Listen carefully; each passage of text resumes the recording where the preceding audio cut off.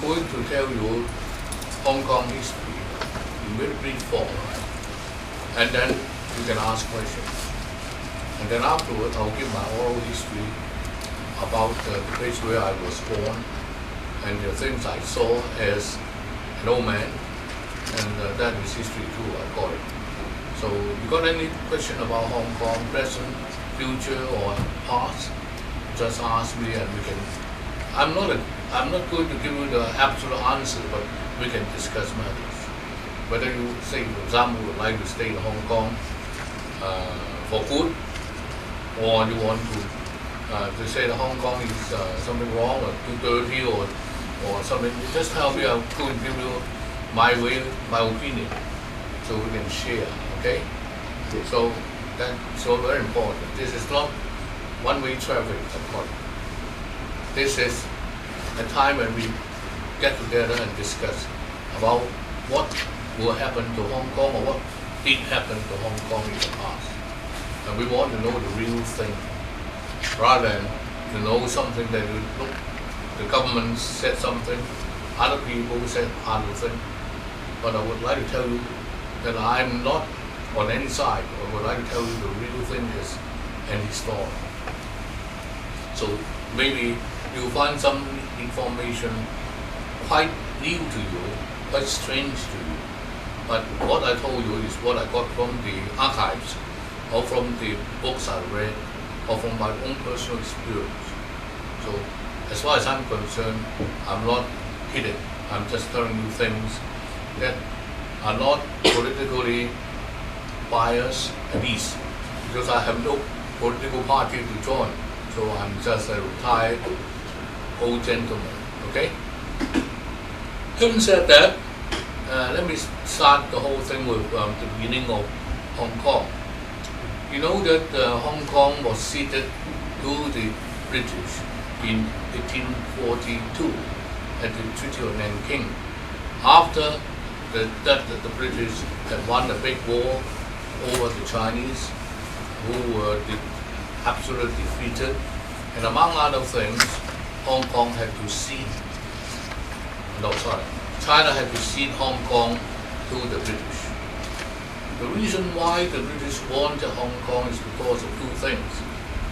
Firstly, Hong Kong has a very good position. It is in the middle of the Asia and Australia, and in between oceans. And it's so convenient that people would like the British found Hong Kong a good place to stay in, to trade and to know more about China, because it's so near to China. Secondly, Hong Kong, the British knew at the time, though now too, that we have a very deep harbor, deep water harbor. A harbor that would enable, allow the steamers to move into the harbor. So that is very important for trade. So these are the two reasons why Britain chose to get Hong Kong, which is at the time, or was maybe used proper English, barren. And there were only about 2,000 to 3,000 inhabitants. I'm going to tell you more about that later. The emperor at that time was called Ho Gong. Now he did not want to give anything to the British, but that the people tell that we have to give something, otherwise the British will continue to fight. We are no match. Then Ho Gong, with tears, told that we give him something. What? Something called Hong Kong, some island, barren island off the shore of China, or the southeastern tip of China, so far away. Ho Gong did not know the place. And it wasn't called Hong Kong at that time, it was only an island. So Ho Gong said, okay, an island, small one, 5 miles plus times 11, which is 55 square miles, small one. So it's okay. One of the trouble with this island is that it was barren. Barren in the sense that there were only 2,000 to 3,000 people living there at the time. 1/3 of them were poor peasant farmers, who could not really pay the government anything, not taxes, nothing, because they were too poor. 1/3 of the population were boatmen. They were called the Danga. I don't know whether you heard of it. They were the people who moved from one place to another, sailing from one place to the other. And then the 1/3 of the population, about 1,000, were pirates. Pirates, the one most of you will know about one of them at least, called Zhang Bouzai. Very,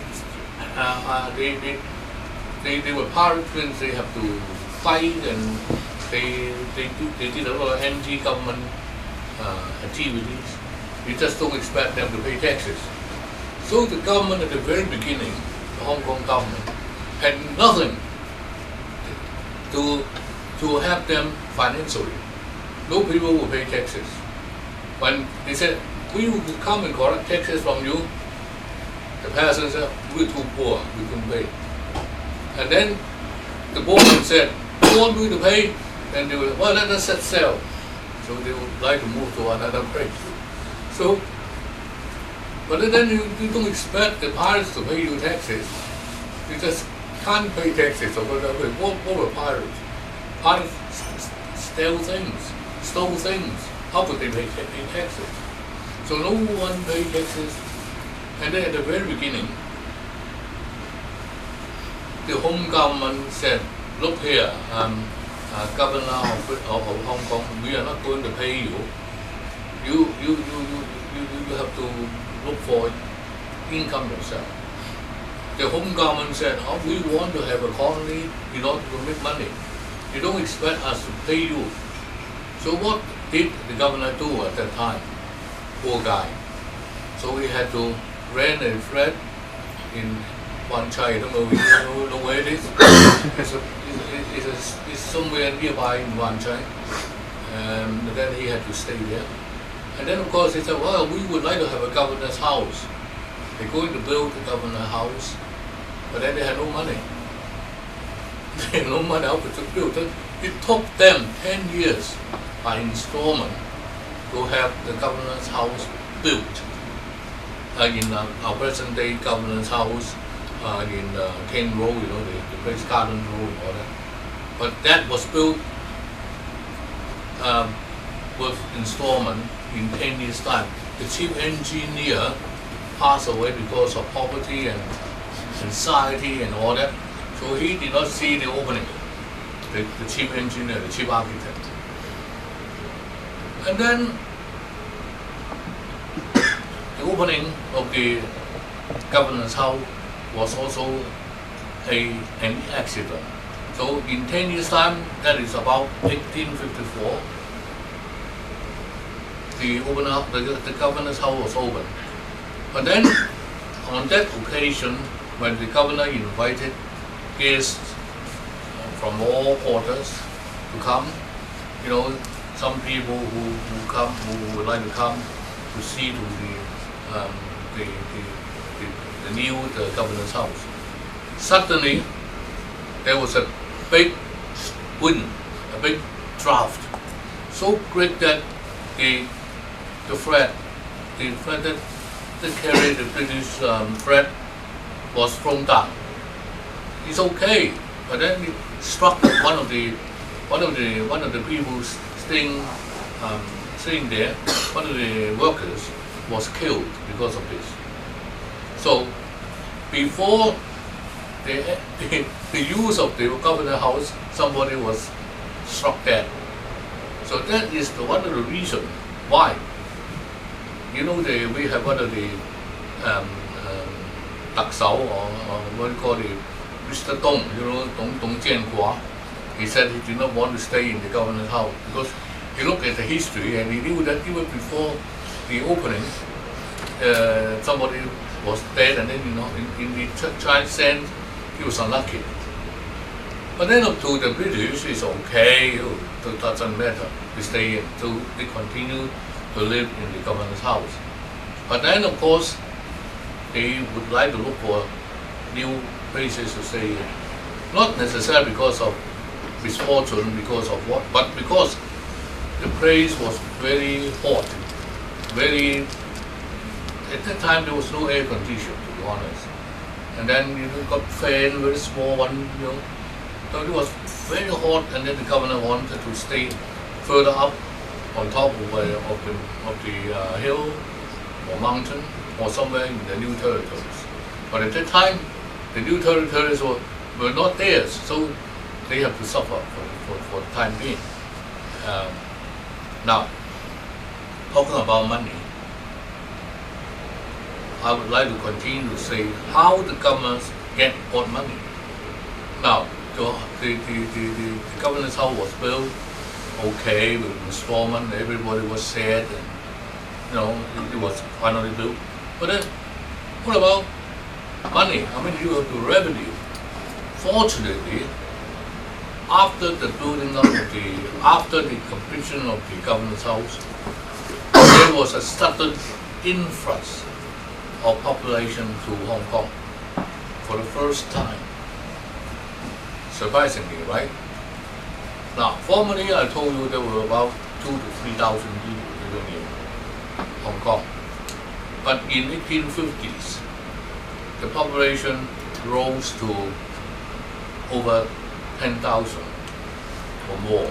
It became regular. Why? Because of the local disturbances in China. At that time, there was what we call the Taiping Rebellion, 1850s. South China was heavily heated by wars and social dislocations. So much so that many Chinese had to leave their houses and fled to Hong Kong. Okay, so more and more people fled to Hong Kong, and the government could tax them because they were not that poor after all, and they would stay settled down more permanently than the pirates, for example. Okay, they came and they took with them their properties, their sofas, whatever they got, they took to Hong Kong. They settled down in Hong Kong. I don't know how many Chinese are here. Do you know some Cantonese here? Anyone who knows Cantonese? All right, okay. Have you heard of something called Ham Feng Lian? Yes, It's the name of an emperor in China. You heard of it? Yes, a long Okay, time good. ago. Yes. That means the old things in Hong Kong were those of the Sin Fan period. And Sin Fan period is the Taiping Rebellion time. If old things in China, you should go back to the foreign period, the Zhou dynasty, the Qin dynasty. But in Hong Kong, the oldest things we got were those that were brought to Hong Kong during the Taiping Rebellion. That is to say, when we say, this thing is Ham Feng Lian, that's old. But if you say this to a Shanghainese, he or she did not know what you are talking. Because to them there was no Ham Feng Lian incident, okay? But in Hong Kong, everything that were the oldest in Hong Kong were those that were brought into Hong Kong during the Sin Fan period, during the Taiping Rebellion. Okay, do you understand what I mean? Lady there, do you understand? 你明唔明我講咩？係啊，我想問你明唔明啊？明。你明嘅話 ，good. So what 太平 about 天國 you, 啊。 ladies and I mean you Turkish friends? Do you know what I mean? You understand? Yes. What about you? You understand? Okay. Okay, but then with this sort of money, you got about not enough. So what is the financial situation in Hong Kong at that time? Poor, and then they were looking for trade, and they were looking, how did they get trade? Hong Kong had no natural resources. There was no gold here, there's no gold here too, no silver, no copper, a little bit of iron, nothing.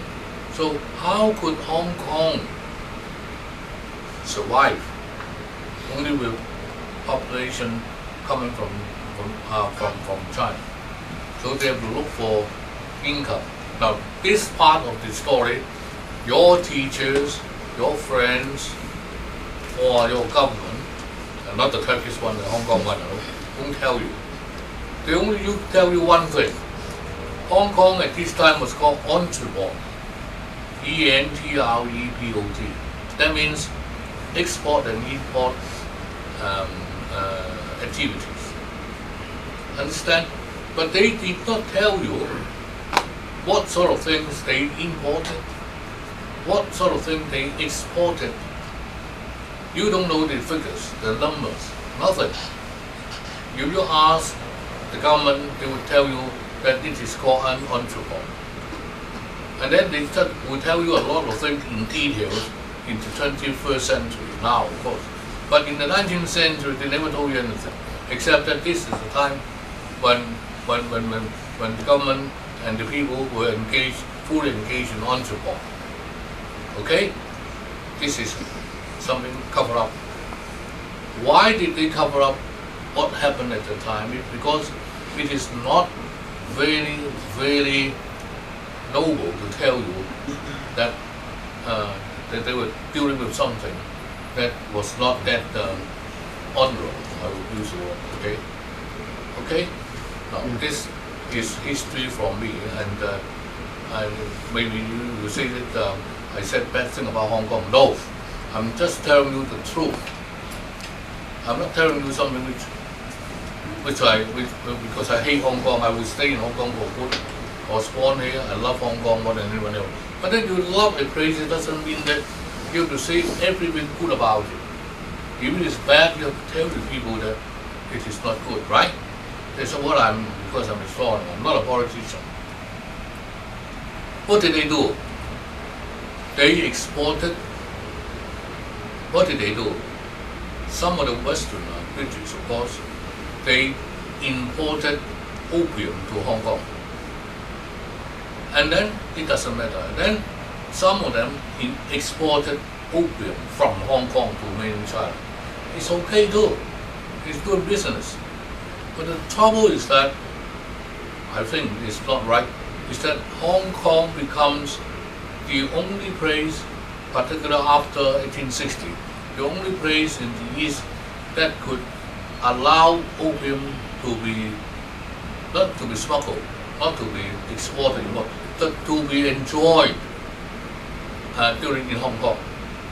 And that's the reason why I was so sure, because I'm sure that my ancestors had to take some opium themselves. And then people who smoke opium usually were very small and short. Joking, I don't know, we don't know. But you call yourself, I'm local. That means your grandfather or great-grandfather must be an opium smoker. Because at that time, opium monopoly in Hong Kong, that is to say, you want to buy or sell opium in Hong Kong, that was regulated by the government. The government had to ask for a lot of money from the merchants. Now what did they do? Now nowadays you know that you got a piece of land, then you have it parked by, I mean, they call it parked by. It's sold at auction. So the right to control opium in Hong Kong had to be bought from, had to be competed to get it from the government. The government will say now the minimum price for the monopoly of selling opium in Hong Kong was, say, $100,000. So the merchants would put together like here, they would say 101 and the 110, 200, the highest the bidder, he will get the right to sell and to monopolize opium in Hong Kong. So once they got this monopoly, they will use the monopoly to open many opium shops, opening den, they call it DEN. There they would encourage people to smoke because after all, they have paid the government a lot of money. They have to earn doubly. You know what I mean? That is okay before 1842 when China did not do anything. China, after the defeat in the Opium War, still allowed the merchants to smuggle opium into China, because in the Nanking Treaty there was no mention about opium. 1842. Why? Because the Chinese thought it was shameful. We don't want to call it opium, nothing to do with it. The British wanted to continue to smuggle opium into mainland China. So opium continued to smuggle into China after the Treaty of Nanking, 1842. Then in 1860, or in 1850, 58 to 1860, it was the Second Opium War. You know about it? The Anglo-French forces fought against the Chinese, and of course the result was obvious. The Chinese was heavily defeated. And during this war, China had to concede a lot of things to the French and also to the British. I'm going to say more about this later. But then, one thing is that opium was legalized. That is to say, if you want to sell opium in China after 1860, you have to pay taxes. Okay, you have to pay taxes for that. But then in Hong Kong it's different. In Hong Kong, it wasn't legalized. And it was legalized all the time. So in 1860, more and more people came to Hong Kong just for the sake of enjoying their opium smoking. Okay? So much so that the government made a lot of money out of it. And according to record, there was not many, but according to some very rough record, 90% of the Hong Kong government's revenue came from the monopoly, came from selling the monopoly to the merchants, and the merchants, on the other hand, sold opium to the opium dealers. And then we common people who go there and enjoy ourselves. 今晚打老虎, you know that is French, means tonight I'm going to fight a tiger. That's French meaning good night, right? I don't know. But the Chinese in Hong Kong regard it as tonight I'm going to have more opium.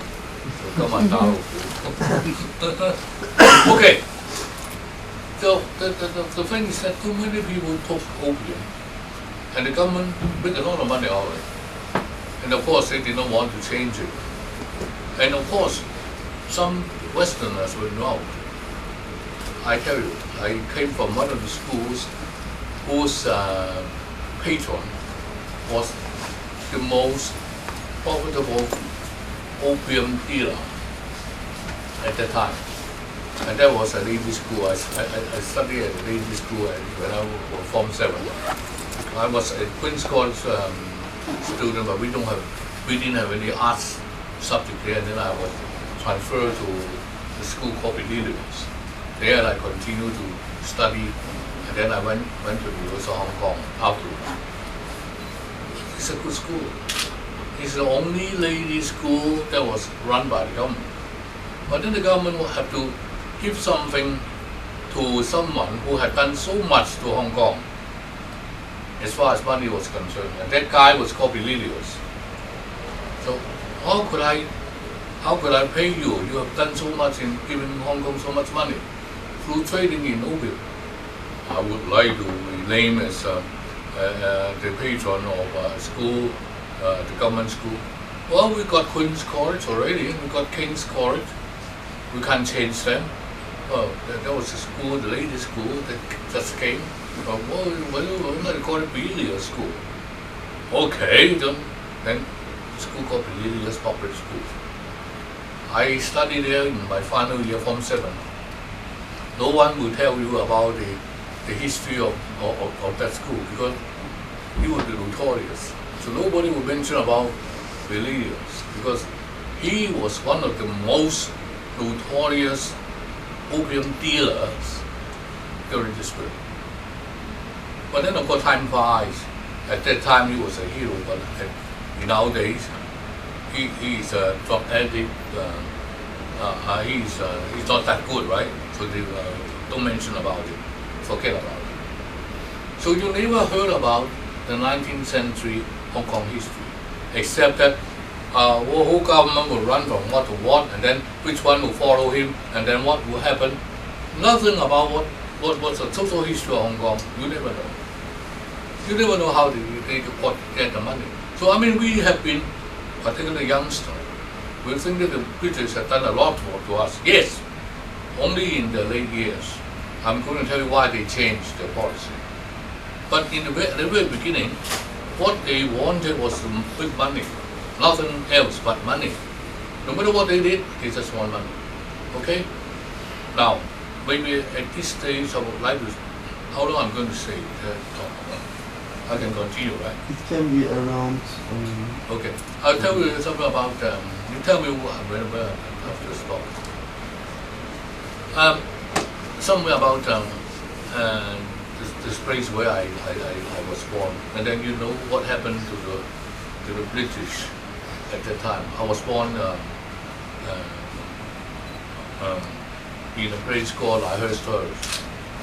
What was Lyhurst Terrace? Why was it called Lyhurst Terrace?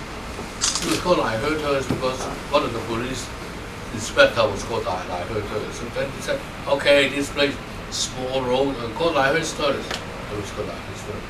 Westerners. But the Chinese don't know what about Lyhurst. Very difficult. Very difficult for the Chinese to say Lyhurst Terrace, right? So they have another name. They call it Bai Fa Jai, Bai Fa Jie, Bai Fa Jie. You know where is Bai Fa Jie? It's a road which is linked to Wellington Street. Wellington Street and then Bai Fa Jie. But that is the place where I was born. Why I would like to say this? Because I would like to tell you some oral history, which was something you never heard of, but something which was true. The street Bai Fa Jie was the demarcation line between Guilou, the British, above, and the Chinese below. And then the street got a lot of people living in them. And my family lived in one of the old houses there. But then there were other houses that were set aside.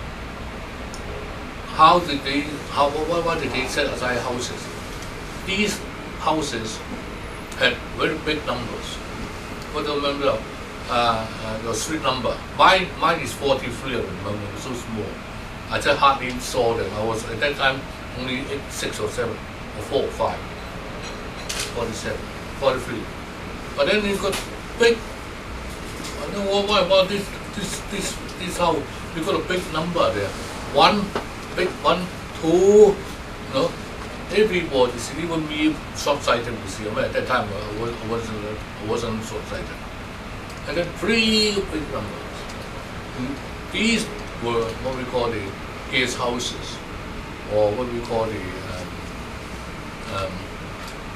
houses for the war houses, put it there. You know what? Then the British would like to come down from up here to down here to look for links.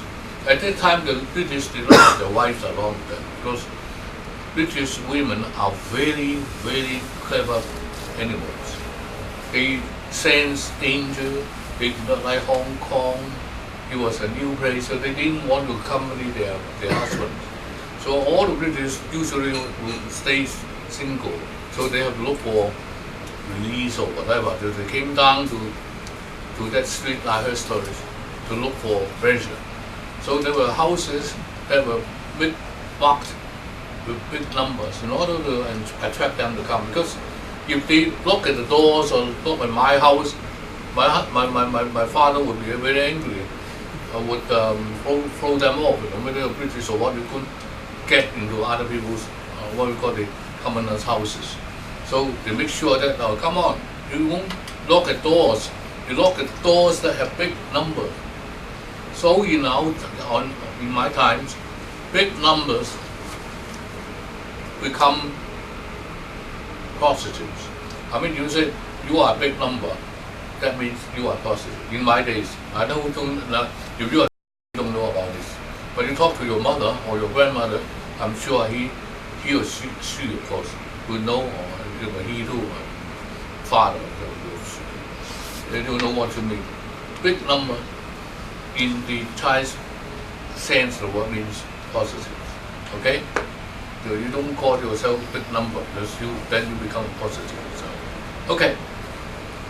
The funny story that I'm going to tell you is not ended here. It's something to come about. There's a side street there, and then the prostitutes, the ladies at that time, usually have very small feet. They have to mind their feet, right? And usually they were small size. British, all tall guys like him, big, strong. So they prefer the ladies to wear high heels. The ladies did not like high heels because they would slip, particularly on very slippery road, like the one nearby. So what the Baidu wants to do is to attract the Westerner to come right up here. The prostitute to come to the whorehouses. But then they were very scared of being very slippery. And when they wore high heels, they just going down like that. So much so that the British asked the workers to build a very, primitive road with steps, with stones, so that even you fall down, you don't fall down for a long way. And that is the reason why that part of the road was called Sepan Gai. That means you got all the stony road, all the stones there, so much so that you could you won't fall down for too long. Okay? Have you heard of this before? Do you think I'm telling you lies? Thank you. Because I'm not telling you lies, because it's all my oral history. Now I coming back. No, I don't want to go further. I've got more to say at home. Because after all, you need to know something about the origin of the Hong Kong's development. What happened in 1840, I'm going to go back to 1842, is that Hong Kong was at that time only an island of 55 square miles. But then in 1856, 1860, it was expanded to the Kowloon Peninsula, with the Bundler Street as the boundary. Now, one thing is that why did the British want to expand Hong Kong Island to the Kowloon Peninsula? After all, they got money from opium already. What did they do? Why did they have to expand? Okay? The main reason is that Hong Kong could not be defended according to the British. If a strong foreign power tried to get Hong Kong, it will get it. Now, at that time, 1860, the French and the British were fighting as allies. But then their soldiers, the Navy, were still on the nation. And they controlled Guangdong at that time, Guangzhou Bay and Guangxi. So it was easy for them to just come around and took Hong Kong. So the British were afraid of that. So they wanted to control the outlying islands and also part of the Mainland Peninsula. Kowloon Peninsula to them was like a dagger facing the heart of Hong Kong, Kowloon Peninsula. And when you look at the map there, you know that the Kowloon Peninsula, the Hong Kong was there. No? So if anybody could defeat the Manchus, got Kowloon Peninsula, Hong Kong Island would be there. So they wanted to get Hong Kong, get Kowloon Peninsula because of defensive purposes rather than anything else. Okay? Okay, in 1860, Hong Kong was expanded to cover the Kowloon Peninsula, the outlying islands, and also the Hong Kong Island and such.